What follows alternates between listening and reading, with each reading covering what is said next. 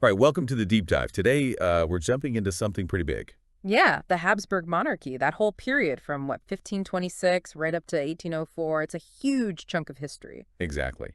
And our main source for this, it's basically the big comprehensive Wikipedia entry on it. It's packed. It really is. And our mission, I guess, is to pull out the really fascinating bits, the important stuff. How did this massive multi-ethnic empire even form? How did it actually function day to day? And what were the major forces pushing and pulling it over those centuries? Because looking at empires like this, it can feel, well, overwhelming. Totally. Where do you even start, right? But that's what we're here for. We're going to try and cut through the complexity, find those key moments, the nuggets that really make sense of it all. Hopefully give you, the listener, a clear path through it. Okay, so let's start right at the beginning. What exactly are we talking about when we say Habsburg monarchy? Is it even the right term? That's a great place to start because the term itself, Habsburg Monarchy, it's a label historians use looking back. You'll also hear Austrian monarchy, maybe even Habsburg Empire. So not like a modern nation state with fixed borders. Not at all, no. Hmm. The key thing is it's referring to this shifting collection of territories, lands, kingdoms, duchies, all ruled by the Austrian branch of the Habsburg family. Austrian branch. Okay, so how is it structured then underneath the Habsburgs? Well, at the very top, you had the Habsburg ruler. But below that, it was a real patchwork. You had regional governors, counts, dukes, even kings in some places like Bohemia and Hungary. And they all had their own rules. Pretty much, yeah, operating with their own laws, often based on old feudal agreements. The main thing connecting them was this idea of a personal union. Right, personal union. Sounds technical, but what did it mean practically? Think of it like this. All these different territories just happened to have the same person as their ruler. That was the main link. Not shared laws or institutions necessarily. Not automatically, no. The connection was the person on the throne. And the way these unions came about was often through, well, war, conquest, and maybe even more importantly, strategic marriages. The classic Habsburg move. Yeah. The well-placed wedding. Was there a specific marriage deal that really set the stage for this period? Absolutely. The source points back to 1506, an agreement between Emperor Maximilian I and King Ladislaus II Jagiello. The Jagiellos ruled Hungary and Bohemia, right? Exactly. So the plan was for Maximilian's grandson, Ferdinand, to marry Vladislaus's daughter, Anna. And Maximilian's granddaughter, Maria, would marry Vladislaus's son, Louis, who wasn't even born yet. Wow, that's planning ahead. So this was about inheritance. Precisely. The core of the deal was a succession agreement. If one dynasty died out, the Habsburgs or the Jagiellos, the other would inherit their lands. And this got finalized. Yep. At the First Congress of Vienna in 1515, the weddings themselves happened a bit later, 1521 and 1522, Ferdinand and Anna, Maria and Louis. So what was the big picture thinking here? Why this specific link up? Geopolitics, mainly. The source highlights the pressure the Hagios were under, especially Hungary and Bohemia, from the Ottoman Turks. A major threat. Huge. And the Habsburgs. They could offer money, military support, but weren't seen as quite the same existential threat themselves. It was a pragmatic alliance. Mutual interests, let's say. Makes sense. A strategic partnership against a common enemy. Now, how did the Habsburg lands themselves get divvied up around this time? Well, after Maximilian died, his Austrian lands initially went to his older grandson, Charles V, the famous one. Who already had Spain, Burgundy, a lot on his plate. Exactly. His focus was more westward towards Spain and the Americas. So at the Diet of Reims in 1521, famous for other reasons too, of course, Charles decided to hand over the Austrian lands to his younger brother, Ferdinand. So Ferdinand becomes the main Habsburg guy in Central Europe. Pretty much. The transfer was formalized in Brussels in 1522. So Ferdinand III is the key figure establishing this Austrian Habsburg line that ruled the monarchy we're talking about. Okay, so Ferdinand's in Austria, and through those marriage deals, he's positioned to potentially inherit Bohemia and Hungary. But ruling such a diverse collection of territories, that can't have been easy. You're absolutely right. The source really stresses the inherent contradictions. You had huge cultural differences, administrative differences between all these lands. Different languages, different laws. Everything. It must have been a constant logistical and political nightmare. And wasn't there another complication? The Holy Roman Emperor title. Yes, adding another layer entirely. From 1438 onwards, the Habsburg ruler was almost always also the Holy Roman Emperor, so their attention was split. Managing their own lands versus dealing with the Complicated politics of the empire. Exactly, a recurring problem, and their location, right in the center of Europe. Meant lots of neighbors, potential enemies, potential allies. Precisely, which is why expansion happened not just through war, though there was plenty of that, but also through that clever diplomacy, those marriages and alliances. A constant juggling act. Okay, let's get into some of those key moments. The outline mentions 1526, the division of Hungary. What happened? A massive turning point. King Louis II of Hungary and Bohemia, the one who married Ferdinand's sister Maria, remember? Right. He died fighting the Ottoman Turks at the Battle of Mohacs in 1526. No direct heir. So the succession agreement kicked in. It did. Ferdinand I was then elected King of Bohemia, King of Croatia, and King of a large part of Hungary. Suddenly, these three massive, diverse realms are united under one Habsburg ruler. But you said a large part of Hungary. It wasn't a clean takeover. No, far from it. A big chunk of the Hungarian nobility, plus the Diet in Slavonia, they weren't keen on a Habsburg king. They elected their own guy, Jan Zapolya. The governor of Transylvania. So conflict was inevitable. Immediately. Ferdinand initially beat Zapolya, pushed him back, but then Zapolya did something with huge consequences. He asked the Ottoman Sultan for help. Playing with fire there. Definitely. Sultan Suleiman the Magnificent responded. He invaded Hungary in 1529 and marched all the way to Vienna, laid siege to the city itself. Vienna under siege. Did they take it? No, thankfully for the Habsburgs, the 1529 siege failed. But the Ottoman incursions didn't stop. They kept raiding deep into Hungary, even into the Austrian lands, for years. So the result was a divided Hungary. Essentially, yes. After 1541, Hungary was split three ways. An Ottoman-controlled central part, the Habsburg-ruled Royal Hungary in the west and north, and the semi-independent Principality of Transylvania in the east, often under Ottoman influence. And the Habsburgs couldn't just conquer the rest. They tried. There was the Long Turkish War, or 15 Years' War, from 1591 to 1606. Big effort, but ultimately they didn't manage to take all of Hungary back then. That division lasted a long time. Okay, so a fractured eastern flank. What's the next major upheaval? The 30 Years' War looks massive. It was devastating. And the source points to a shift in religious policy as a key trigger.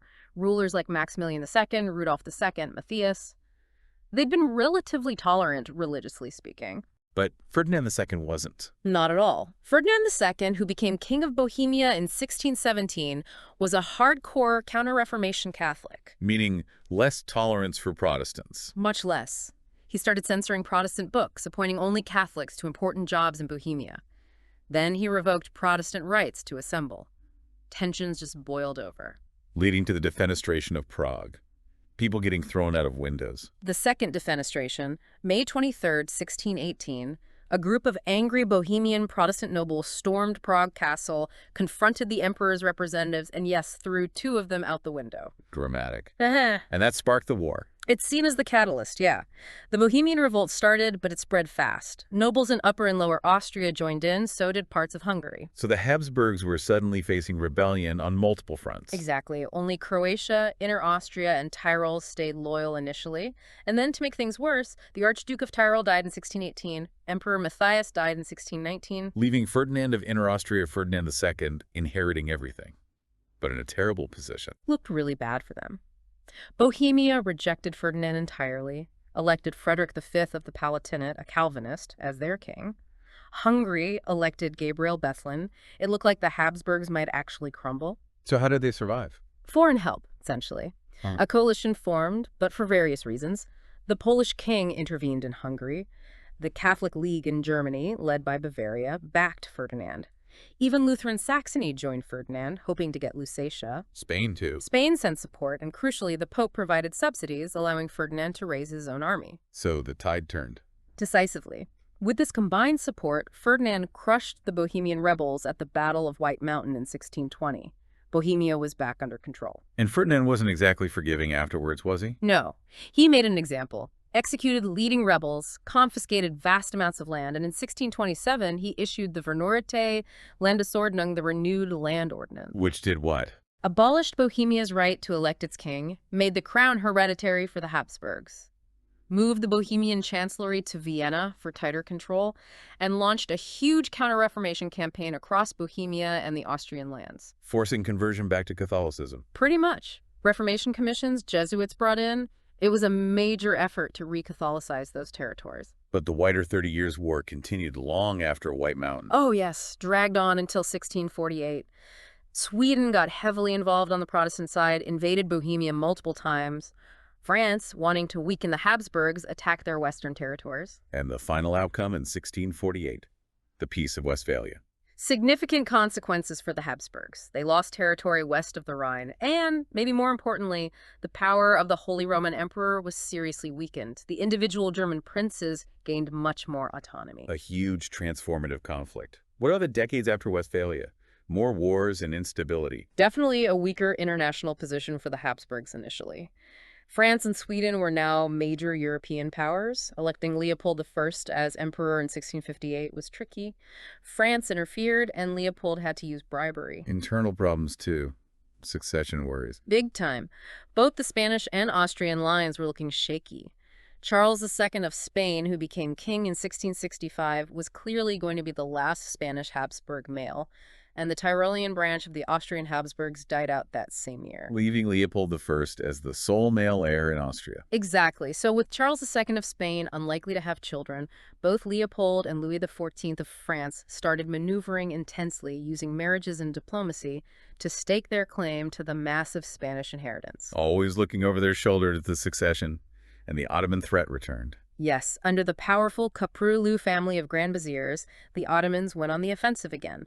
They took Transylvania, which was a Habsburg vassal, then declared war. How did that go? The Habsburgs actually won a major battle at St. Gothard in 1664.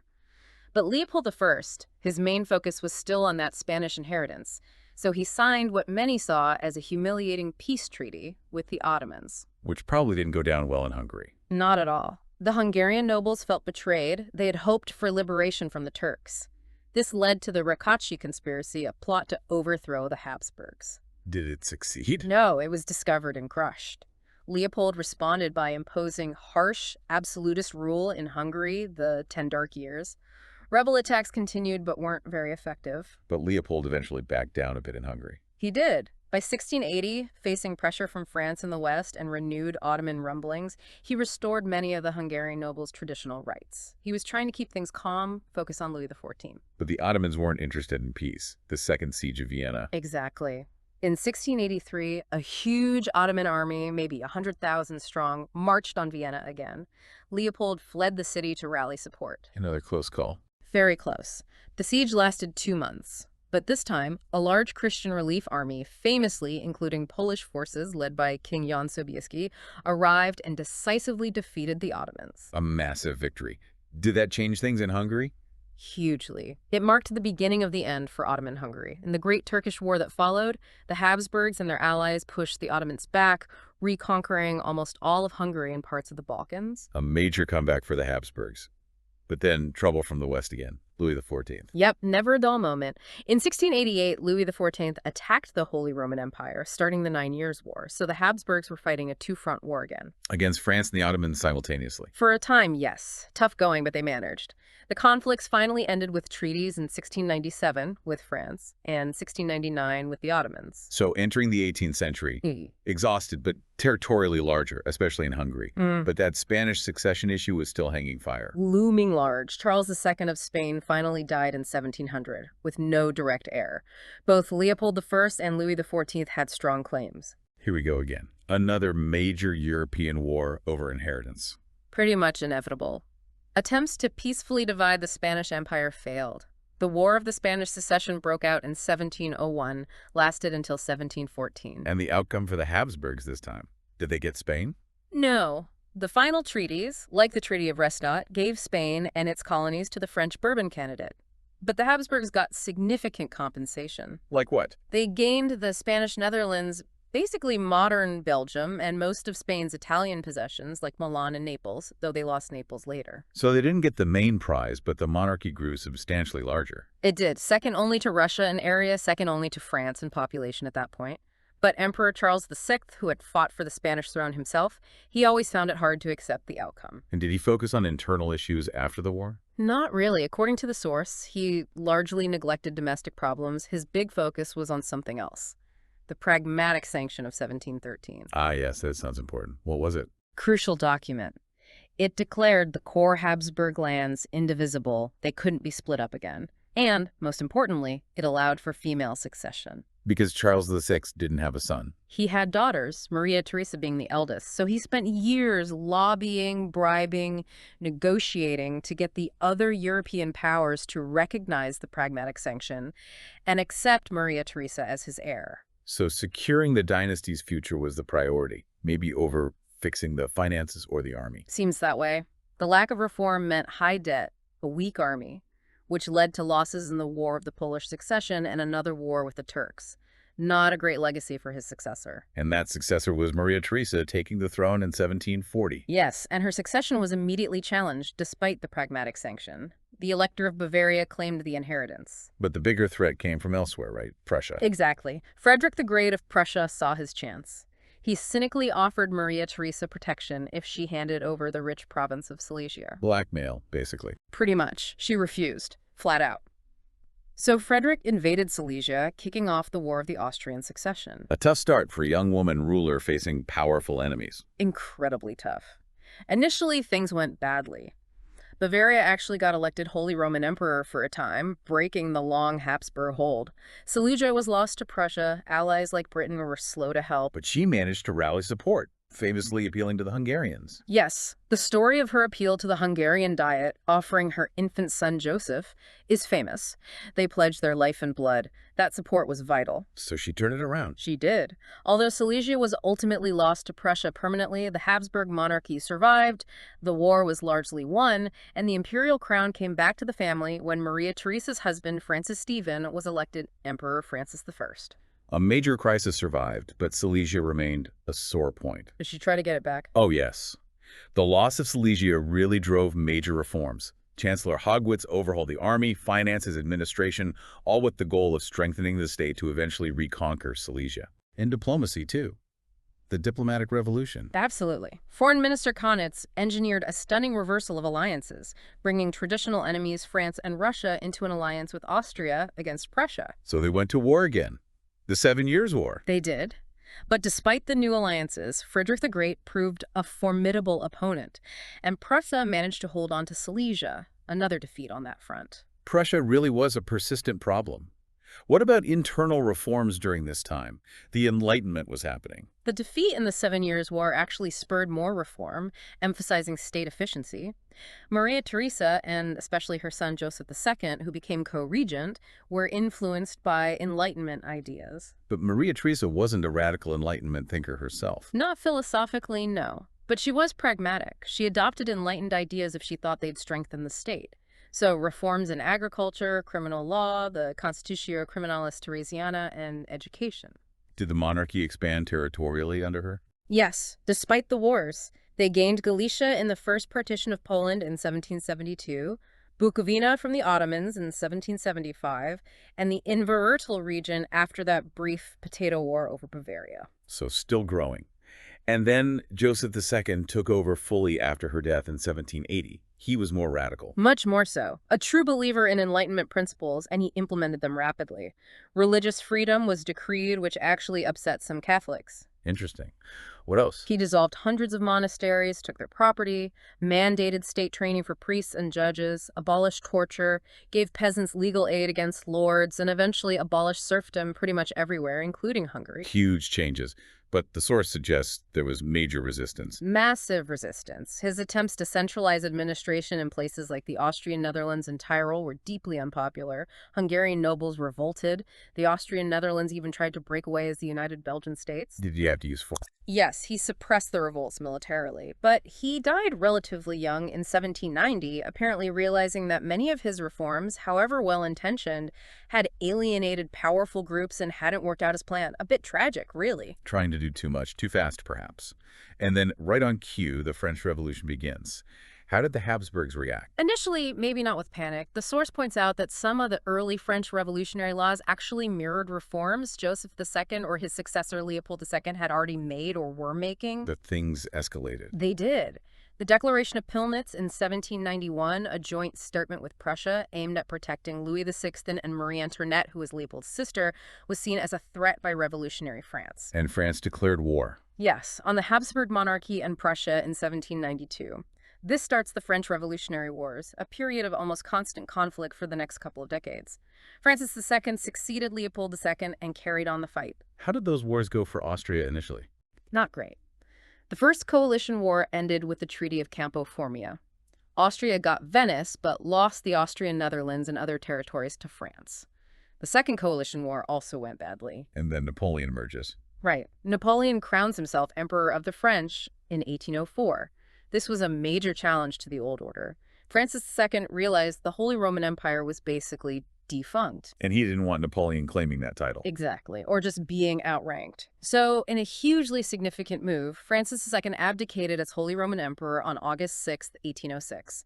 That dissolved the empire, ended 1,000 years of history. Wow, a massive moment. What did he do for his own titles? He consolidated his rule over the Habsburg lands and declared himself hereditary Emperor of Austria, becoming Francis I of Austria. This officially created the Austrian Empire, unifying the Habsburg Monarchy under one imperial title. So the end of one era, the formal beginning of another, and this new Austrian Empire continued fighting Napoleon. Right through the Napoleonic Wars, yeah. They were a key part of the coalitions that eventually lasered him in 1815. Okay, so that brings us to the end of that narrative sweep. Let's dig into how this whole thing actually worked. The governance. You mentioned it was highly decentralized. That's really fundamental. Unlike, say, France, Vienna didn't have absolute control.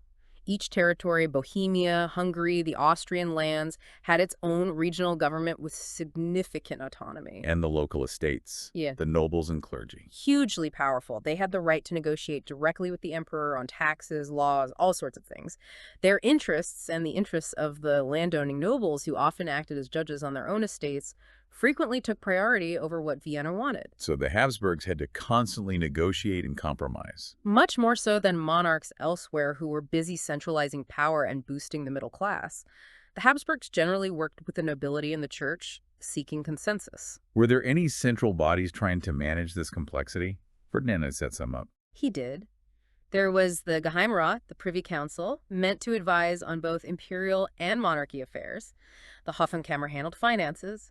And the Hofkriegsrat, the War Council, dealt with military matters and funding the army. Early attempts at central coordination, did they become more effective over time? Not hugely, initially.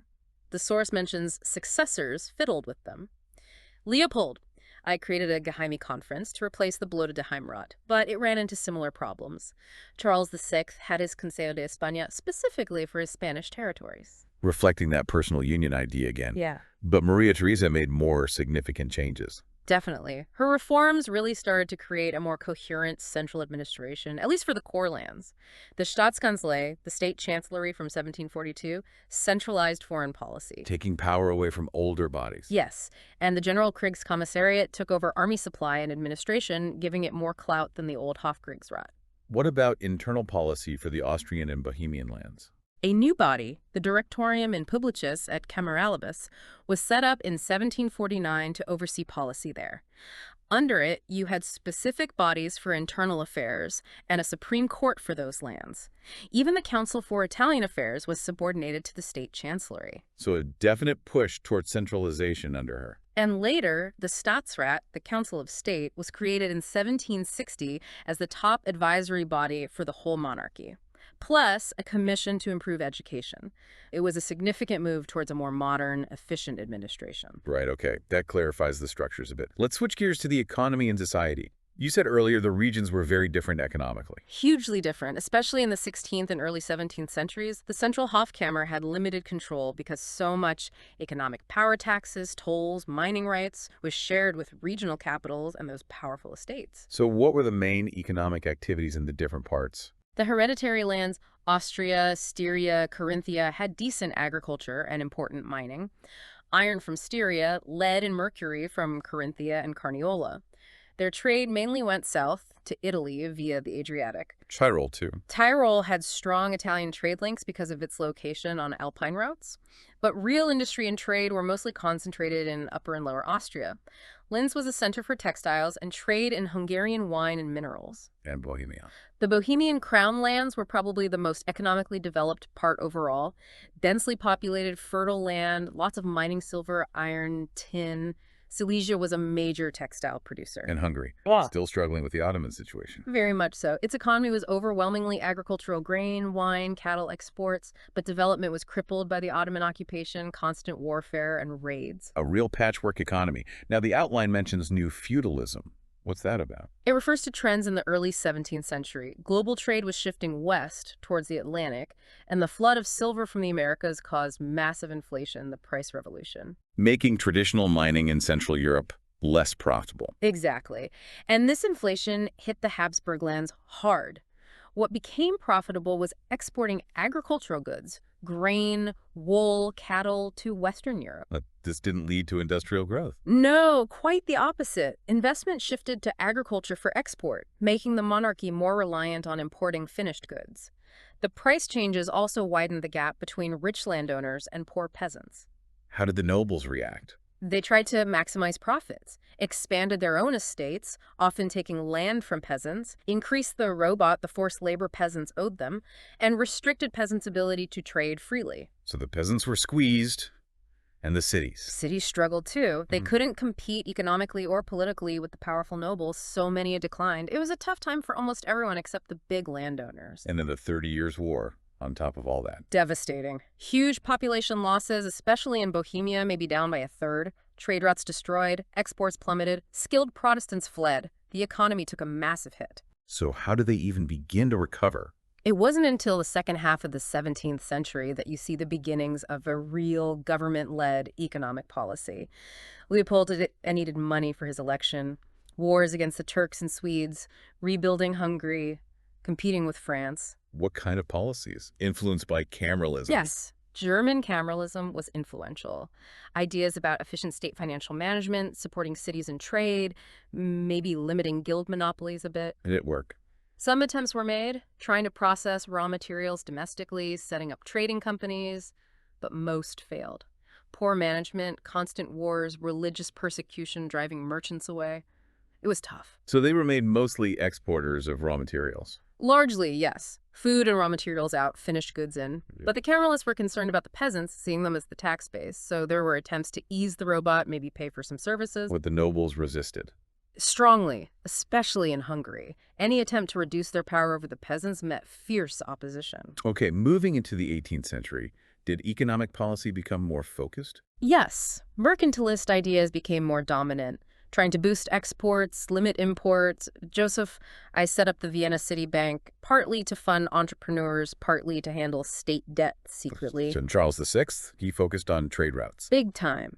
Invested in roads and canals connecting Trieste and Fiume on the Adriatic to the interior, made them major ports. He even tried setting up an East India Company based in the Austrian Netherlands. How did that go? Failed. Britain, the Dutch, France put too much pressure on it. It dissolved pretty quickly. And Hungary, still lagging behind, still lagging. Some nobles tried industrial ventures, but most failed. Not much central investment there. Though there was significant repopulation of war-torn areas with German, Slovak, Serb, Romanian colonists. And foreign investment was an issue. Yes, a lot of the new industries were actually controlled by investors from Western Europe, so profits often flowed out of the monarchy. Right. Then Maria Theresa comes in, needing money after losing Silesia. What does she do economically? Major fiscal reforms first. Centralized tax collection made nobles pay taxes. Government revenue apparently doubled in about 10 years. Impressive. Did she try to compensate for losing Silesia's industry? Yes, increased investment in industries elsewhere. Used tariffs to discourage trade with Prussia, which boosted trade through Trieste and Fiume even more. Industry did flourish in places like Bohemia. Brno became known as the Manchester of Central Europe. What about the peasants under her? Any relief? Yes, especially after the 7 Years' War defeat highlighted the need for a stronger economic base. The robot patented limited unpaid labor, usually to 3 days a week. Peasants got more rights to sell their own produce. Some land was returned. And she enforced these changes. More strictly than previous rulers, yes. She reduced the nobles' power over peasants and also curbed the church's influence. Then, under Jessup II, the move was towards freer markets internally. Abolishing internal tolls. Mostly, yes, creating a large free trade zone, especially once Galicia was added. So the source concludes this mix of protectionism and gradual liberalization led to steady economic and population growth by the end of the 18th century, left the monarchy in decent shape for the 19th. A really significant economic turnaround. Okay, let's talk culture. With all this diversity, was there any kind of shared Habsburg culture? It was slow to develop. The source stresses that regional cultures remain very strong. A unified Gesamtstaat culture, a Habsburg identity, took a long time to emerge, especially among the elites who often identified more with their specific region. But Catholicism was a unifying force, and the Baroque style. Hugely important for a long time. The Counter-Reformation used the Baroque style deliberately to project Catholic power and Habsburg authority. Lots of new Baroque churches, older ones rebuilt. Vienna itself got a big Baroque makeover after the Turks were defeated. But not everyone embraced it. You mentioned Hungarian nobles. Right, some stuck to Renaissance styles, maybe as a subtle protest. Later in the 18th century, Rococo and Neoclassicism became fashionable. Maria Theresa finished Schönbrunn Palace in Rococo. By then, even Hungarian nobles were adopting these styles, suggesting more cultural integration. What about science and intellectual life? Did the monarchy participate much in the scientific revolution? Less than some other parts of Europe, the source suggests. The strong Counter-Reformation climate maybe held things back a bit, though you had major figures like Kepler and Brahe, sponsored by Emperor Rudolf II earlier on. And language. Did German become dominant? It gradually became the language of the elite, administration, and commerce, but less through forced Germanization. Local languages were often used for religious conversion, interestingly, and more because it was just advantageous. Hungary was the big exception, resisting German strongly. And Vienna itself, a major cultural hub, especially music. Absolutely. The imperial court in Vienna was incredibly lavish, designed to showcase Habsburg power.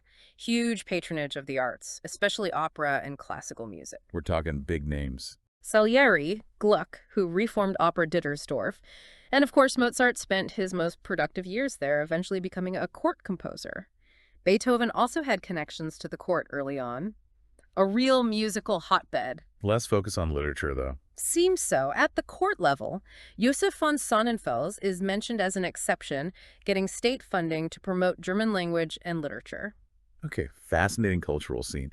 Now, we've talked about all these different lands. Can we quickly break down the main territorial blocks, starting with the hereditary lands, the Erbland? Right. These were the Habsburgs' core territories from the Middle Ages. Parts of modern Austria, Germany, Slovenia, mostly German-speaking, but not unified. Each landtag or diet had significant autonomy. And they'd been split among Habsburg branches before. Yes, reunified fully by 1665. Over time, the term Erbland sometimes expanded to include the Bohemian lands, too. Key parts were Lower Austria, the heartland, Upper Austria, Inner Austria, Styria, Carinthia, Carniola, Tyrol, Further Austria, scattered bits in the west, and the ports of Trieste and Graz.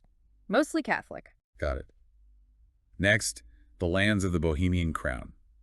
Modern Czech Republic, parts of Germany and Poland.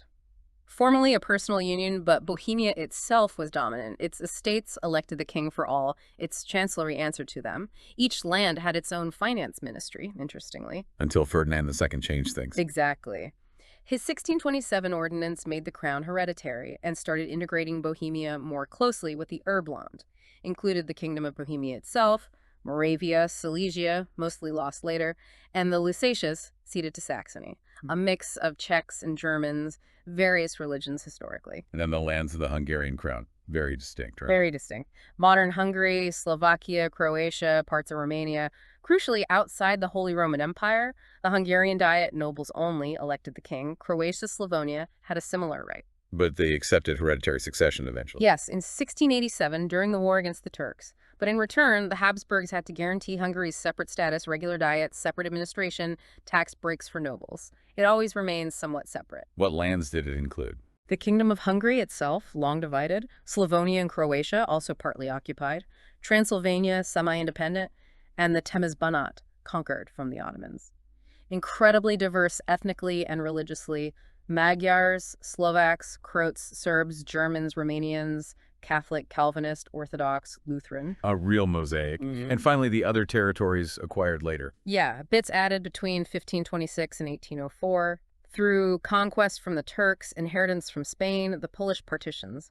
Important note, Tuscany was ruled by Habsburgs, but never formally part of the monarchy. So what were these other additions? The military frontier along the Ottoman border, run by the army. The Austrian Netherlands, Belgium, gained and lost. Milan, Sardinia, briefly held. Oltenia, Serbia, temporarily taken from Turks. Galicia and Lodomeria from Poland. Bukovina from Moldavia.